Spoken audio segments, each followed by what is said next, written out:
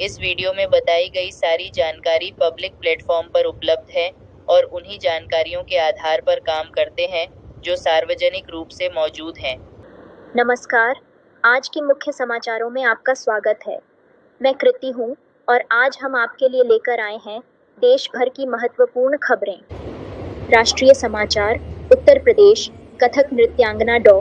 यास्मीन सिंह और उनकी टीम ने वाराणसी में आयोजित गंगा महोत्सव 2024 के दौरान वंदना के माध्यम से शिव के अर्धनारीश्वर आधे रूप पर आधारित प्रस्तुति दी। सऊदी अरब के विदेश मंत्री प्रिंस फैसल बिन फरहान अल सऊद आधिकारिक यात्रा पर भारत आए हैं। वे भारत सऊदी अरब रणनीतिक साझेदारी परिषद (SPC) की राजनीतिक, सुरक्षा, सामाजिक और सांस्कृतिक समिति की दूसरी बैठक की सह अध्यक्षता करेंगे। यह यात्रा बहुआयामी भारत सऊदी अरब द्विपक्षीय संबंधों को और गति प्रदान करेगी। भारत वियतनाम मैत्री को मजबूत करते हुए अंबाला में विनबैक्स 24 का 5वां संस्करण चल रहा है। भारतीय सेना और VPA के सैनिकों को संयुक्त राष्ट्र मिशन में इंजीनियरिंग कंपनी और एक मेडिकल टीम की नियुक्ति और रोजगार के बारे में प्रशिक्षित किया जा रहा है।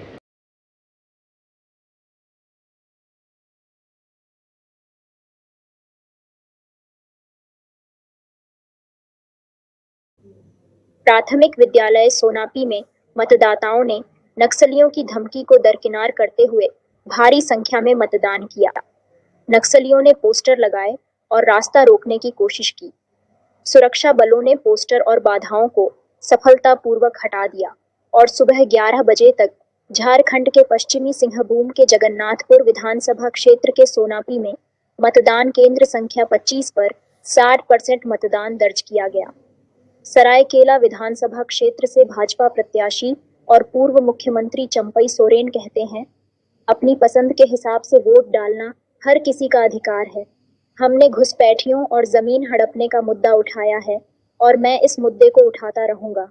मैया सम्मान योजना जैसी योजनाएं लोगों के लिए बहुत फायदेमंद नहीं है। कोयला, बालू और कानून व्यवस्था में भ्रष्टाचार एक मुद्दा है क्योंकि सरकार ने पिछले 4.5 सालों में ठीक से काम नहीं किया।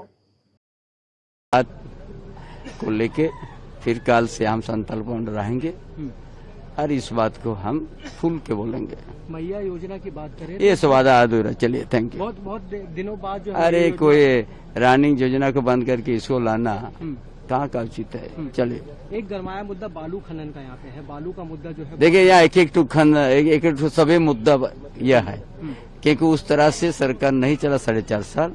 इसे सब चीज का मुद्दा बना हुआ है, बालू से लेके भ्रष्टाचार से लेके हर चीज। सुप्रीम कोर्ट ने राज्य सरकारों द्वारा बुलडोजर कार्रवाई को खारिज किया है, यह कहते हुए कि राज्य को बिना किसी स्वीकृति के उन व्यक्तियों की संपत्तियां ध्वस्त नहीं करनी चाहिए जो अपराधों के आरोपी हैं।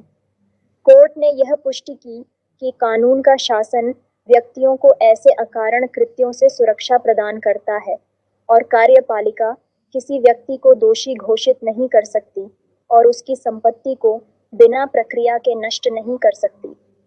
सुप्रीम कोर्ट ने किसी भी ध्वस्तीकरण से पहले 15 दिन का नोटिस अनिवार्य किया, जिसमें उल्लंघन की जानकारी दी जाएगी और यह नोटिस रजिस्टर्ड पोस्ट से संपत्ति मालिक को भेजा जाएगा तथा भवन के बाहरी हिस्से पर चिपकाया जाएगा। ध्वस्तीकरण का वीडियो बनाना अनिवार्य होगा और इन दिशा निर्देशों का उल्लंघन करने पर अवमानना की कार्रवाई की जाएगी। लखनऊ। उत्तर प्रदेश के मंत्री ओम प्रकाश राजभर का कहना है, सुप्रीम कोर्ट के फैसले का पूरा देश स्वागत करता है। सरकार इसका स्वागत करती है, विपक्ष भी इसका स्वागत करता है। सरकार का इरादा किसी का घर गिराने का नहीं है।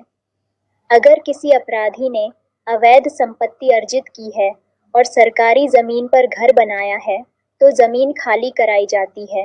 सरकार कभी किसी की निजी जमीन पर बने घर को नहीं गिराती। का बता दें कि जिसकी अपने निजी जमीन में अपना मकान बनाया उसका घर गिराया गया हो। विपक्ष की एक उदाहरण दे दें, किसी की निजी जमीन में मकान। विदेश मंत्री S जयशंकर ने ट्वीट किया, आज दिल्ली में हमारी रणनीतिक साझेदारी परिषद के तहत राजनीतिक, सुरक्षा, सामाजिक और सांस्कृतिक सहयोग समिति PSSC की दूसरी बैठक में सऊदी अरब के विदेश मंत्री फैसल बिन फरहान अल सऊद के साथ सह अध्यक्षता करते हुए प्रसन्नता हुई। रक्षा साझेदारी, सुरक्षा सहयोग, व्यापार और निवेश, संस्कृति, पर्यटन और युवा आदान प्रदान और हमारे लोगों के बीच संबंधों सहित हमारे बहुआयामी द्विपक्षीय संबंधों पर उपयोगी चर्चा हुई। हमने क्षेत्रीय और अंतर्राष्ट्रीय मुद्दों, विशेष रूप से पश्चिम एशिया में चल रहे संघर्ष और विभिन्न बहुपक्षीय मंचों पर हमारे संयुक्त प्रयासों पर भी विचारों का आदान प्रदान किया। Welcome you again to India, and I warmly recall our recent before that. Our two countries, of course, enjoy a long-standing friendship reflecting centuries-old economic and social-cultural ties. Under the guidance of our leadership, we have witnessed a deepening of our multifaceted bilateral ties across various domains. And while we may be time-tested friends, our partnership is premised on progress and focused on the future. Today, I'm glad to host you and your delegation to the second meeting of the Committee on Political Security, Social and Cultural Cooperation under our Strategic Partnership Council. We have maintained, I think, a good tempo of high-level engagements and coordination across the multilateral forum. The Indian community in Saudi Arabia is 2.6 million strong, and I take the opportunity to thank you for ensuring their welfare and for their comfort. Our defense partnership has witnessed several firsts over the last few years, including the first ever land forces joint exercise in 2024 and 2 editions of a joint naval exercise. We've had regular exchanges on training and capacity building, and our cooperation has now expanded to defense industry and exports as well.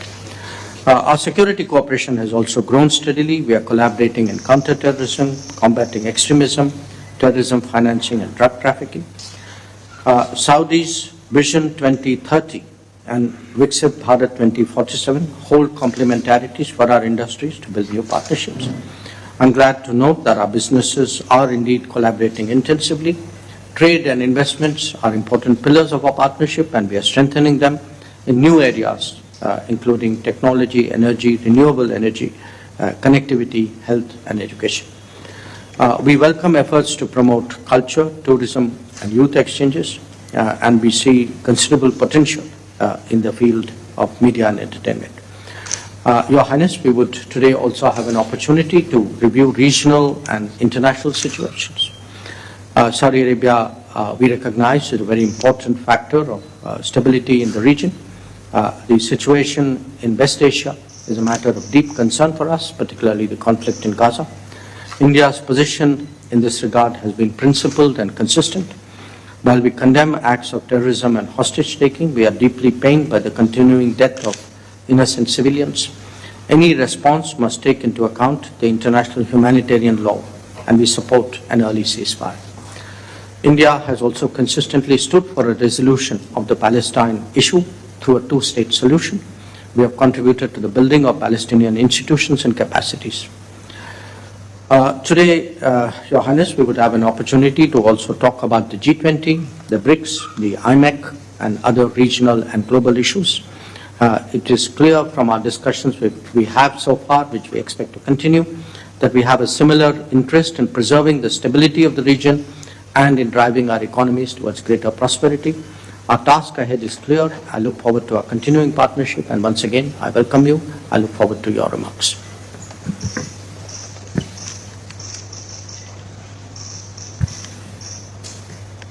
Bismillahirrahmanirrahim.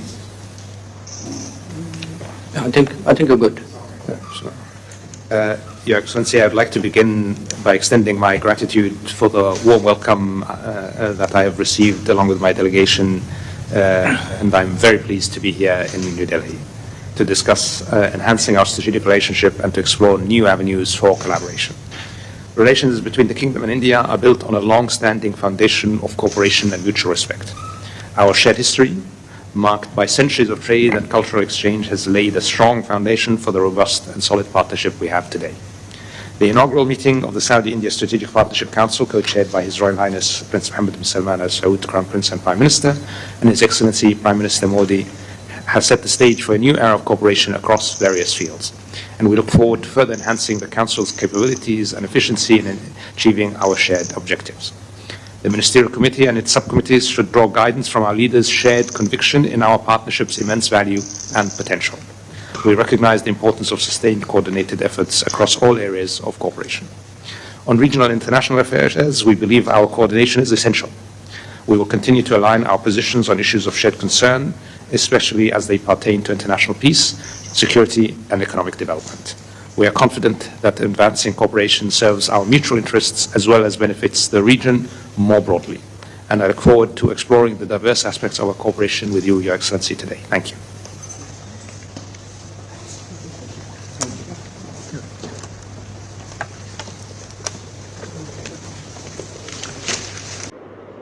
अंतर्राष्ट्रीय समाचार। Canada. पील क्षेत्रीय police ने एक बयान जारी कर स्पष्ट किया कि उन्हें किसी भी पूजा स्थल के विरुद्ध कोई धमकी नहीं मिली है।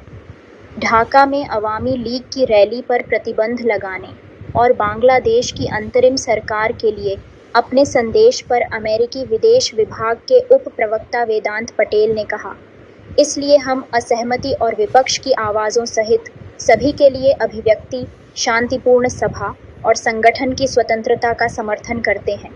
ये स्वतंत्रताएं और हमारा दृष्टिकोण किसी भी लोकतंत्र के आवश्यक तत्व हैं। हम नियमित रूप से अपने सभी भागीदारों, जिसमें बांग्लादेश की अंतरिम सरकार भी शामिल है, को अपना समर्थन देते हैं और सभी बांग्लादेशियों के लिए इन स्वतंत्रताओं को बनाए रखना और उनकी रक्षा करना एक सच्चे लोकतांत्रिक भविष्य को सुनिश्चित करने के लिए आवश्यक है। स्रोत: अमेरिकी विदेश विभाग। यूट्यूब। राष्ट्रपति निर्वाचित डोनाल्ड ट्रंप ने प्रमुख कैबिनेट नियुक्तियां की। एलन मस्क और विवेक रामस्वामी को सरकारी दक्षता विभाग (डोजीई) का नेतृत्व सौंपा। पीट हेग्सेथ को रक्षा सचिव के रूप में नामित किया। विलियम मैकिनली को व्हाइट हाउस काउंसिल के रूप में नियुक्त किया। पूर्व राष्ट्रीय खुफिया निदेशक जॉन रैटक्लिफ को CIA निदेशक के रूप में नामित किया। कांग्रेसमैन माइक वॉल्ट्ज को राष्ट्रीय सुरक्षा सलाहकार के रूप में नियुक्त किया। पूर्व आरकानसस गवर्नर माइक हक्काबी को इजराइल में अमेरिकी राजदूत के रूप में नियुक्त किया। पीवी सिंधु ने जापान मास्टर्स में शानदार जीत के साथ शुरुआत की। पीवी सिंधु ने जापान ओपन के पहले दौर में बुसानन ओंगबामरुंग फान को आसानी से मात दी, सीधे गेम में जीत हासिल कर अगले दौर में प्रवेश किया। सिंधु ने अपने स्मैश और ड्रॉप्स का पूरा प्रदर्शन किया और अपने थाई प्रतिद्वंद्वी के खिलाफ 21-12, 21-8 से जीत दर्ज की। दक्षिण अफ्रीका स्पिन के दबदबे को तोड़ना चाहेगा, जबकि भारत को गहराई की चिंता है। दोनों में से कोई भी टीम इस बात पर ज्यादा ध्यान नहीं देगी कि व्यक्तिगत प्रदर्शन कैसा रहा, लेकिन टीम स्तर पर कुछ व्यापक मुद्दे हैं जिन पर उन्हें गौर करना चाहिए। तमिलनाडु, पुडुचेरी और कराईकल, केरल और माहे, तटीय आंध्र प्रदेश और यनम और रायलसीमा में अलग अलग स्थानों पर भारी वर्षा 27 सेमी की संभावना है। पंजाब के कुछ हिस्सों में बहुत घना कोहरा छाए रहने की संभावना है। हरियाणा, चंडीगढ़, दिल्ली के कुछ हिस्सों में घना कोहरा छाए रहने की संभावना है। हिमाचल प्रदेश, उत्तर प्रदेश, राजस्थान, उप हिमालयी, पश्चिम बंगाल और सिक्किम, बिहार और झारखंड के अलग अलग इलाकों में, अरुणाचल प्रदेश, असम और मेघालय और नागालैंड, मणिपुर, मिजोरम और त्रिपुरा के अलग अलग इलाकों में सुबह के समय हल्का से मध्यम कोहरा छाए रहने की संभावना है। तमिलनाडु, पुडुचेरी और कराईकल, केरल और माहे, तटीय आंध्र प्रदेश और यनम, रायलसीमा और दक्षिण आंतरिक कर्नाटक में अलग अलग स्थानों पर गरज के साथ बारिश और बिजली गिरने की संभावना है। दक्षिण पश्चिमी बंगाल की खाड़ी के कुछ हिस्सों और श्रीलंका तट के साथ तमिलनाडु, दक्षिण आंध्र प्रदेश तट, मन्नार की खाड़ी और निकटवर्ती कोमोरिन क्षेत्र में 35-45 किमी प्रति घंटे की गति से हवा चलने की संभावना है, जो बढ़कर 55 किमी प्रति घंटे हो सकती है। मछुआरों को इन क्षेत्रों में न जाने की सलाह दी गई है। आज की खबरें यहीं समाप्त होती हैं। देश विदेश की नवीनतम खबरों के लिए हमारे चैनल को अवश्य सब्सक्राइब करें और नोटिफिकेशन प्राप्त करने के लिए घंटी का बटन दबाएं। धन्यवाद।